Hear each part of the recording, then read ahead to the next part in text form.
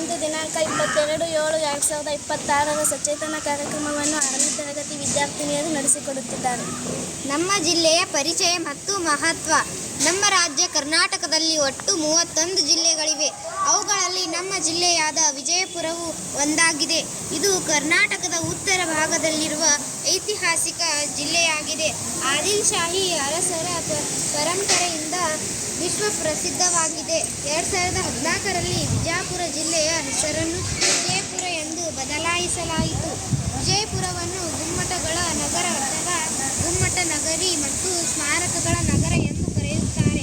ವಿಜಯಪುರದ ಪ್ರಮುಖ ಸ್ಮಾರಕಗಳು: ಗೋಳಗುಮ್ಮಟ, ಇಬ್ರಾಹಿಂ ರೋಜಾ, ಉಪ್ಲಿ ಬುರುಜ್, ಮಲಿಕ್ ಎ ಮೈದಾನ ಇತ್ಯಾದಿ. ಗೋಳಗುಮ್ಮಟವು ವಿಶ್ವದ ಅತಿ ದೊಡ್ಡ ಸ್ವಯಂ ಆಧಾರಿತ ಗುಮ್ಮಟಗಳಲ್ಲಿ ಒಂದಾಗಿದೆ. ವಿಜಯಪುರದ ಇಬ್ರಾಹಿಂ ರೋಜಾವನ್ನು ದಕ್ಷಿಣ ಭಾರತದ ತಾಜ್ ಮಹಲ್ ಎಂದು ಕರೆಯುತ್ತಾರೆ. ನಮ್ಮ ಜಿಲ್ಲೆಯ ಪ್ರಮುಖ ಬೆಳೆಗಳು: ಜೋಳ, ಗೋಧಿ, ದ್ರಾಕ್ಷಿ, ತೊಗರಿ, ಕಬ್ಬು, ಶೇಂಗಾ.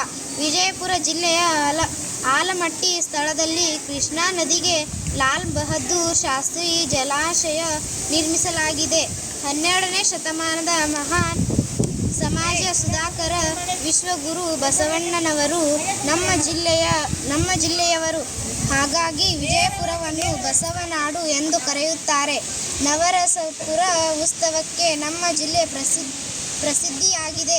ನಮ್ಮ ವಿಜಯಪುರ ಜಿಲ್ಲೆ ನಮ್ಮ ಹೆಮ್ಮೆ. ಧನ್ಯವಾದಗಳು.